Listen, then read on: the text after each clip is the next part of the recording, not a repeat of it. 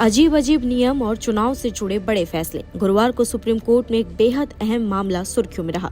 हम बात कर रहे हैं स्पेशल इंटेंसिव रिवीजन यानी SIR प्रक्रिया को चुनौती देने वाली याचिकाओं की। गुरुवार को सुप्रीम कोर्ट में इस मामले की सुनवाई हुई। बेंच के अध्यक्ष थे CJI सूर्यकांत और जस्टिस जयमाल्या बागची।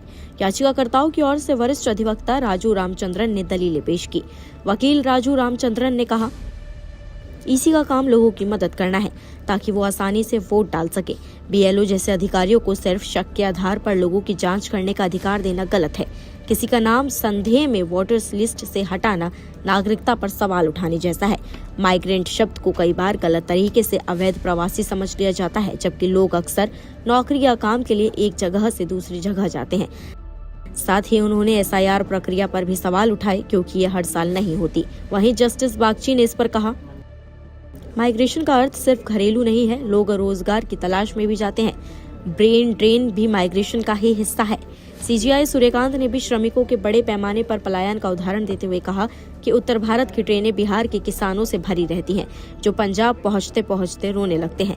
उन्होंने कहा कि ऐसे कई मजदूर बाद में पंजाब में बस भी गए हैं। इसके अलावा CJI ने हाल ही में अपने हैवलॉक द्वीप दौरे का जिक्र किया, जहां 25,000 की आबादी में लगभग 22,000 लोग प्रवासी थे। कोर्ट ने यह भी कहा कि SIR प्रक्रिया 20 साल बाद हो रही है, इसीलिए तकनीकी आपत्तियों को अत्यधिक गंभीर नहीं लिया जा सकता। हर साल होने वाला ये काम नहीं है। जब याचिकाकर्ताओं ने प्रक्रिया को अनावश्यक पूछताछ वाला बताया तो जस्टिस बागची ने स्पष्ट किया कि अदालत के सवाल केवल प्रतिक्रिया जानने के लिए थे, किसी निष्कर्ष के संकेत नहीं। वहीं याचिकाकर्ताओं ने सवाल उठाया कि क्यों सिर्फ 9 राज्य और 3 केंद्र शासित प्रदेशों को चुना गया, जैसे छत्तीसगढ़, केरल, राजस्थान और UP। रामचंद्रन ने कहा कि लक्षद्वीप और अंडमान निकोबार में तेजी से शहरीकरण या पलायन का दावा सिर्फ अनुमान और लापरवाही है। छत्तीसगढ़ में जहां फिलहाल चुनाव नहीं है, वहां जल्दी SIR कराने पर उन्होंने कहा, इतने संवेदनशील राज्य में जल्दबाजी न्यायिक समीक्षा की मांग करती है। वहीं आपको बता दें, सुनवाई की शुरुआत में CJI सूर्यकांत ने निर्देश दिया कि अब इस मुद्दे पर कोई नई याचिका स्वीकार ना की जाए। उन्होंने कहा, कई लोग सिर्फ पब्लिसिटी के लिए आ रहे हैं, अब और याचिकाओं की जरूरत नहीं। मामले की अगली सुनवाई 16 दिसंबर को होगी।